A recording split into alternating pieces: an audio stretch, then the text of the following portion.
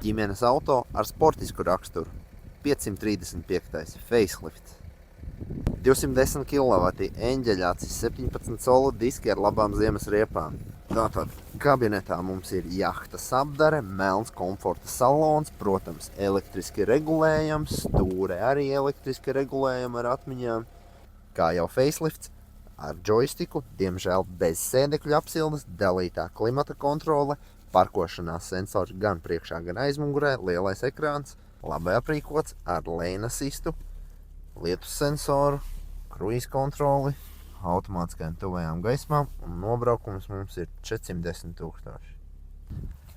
Ar skaistiem LED lukturiem, ietilpīgs bagāžas nodalījums, auto, kurš jāmazgā reizi nedēļā.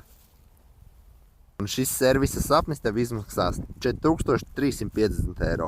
bossauto.lv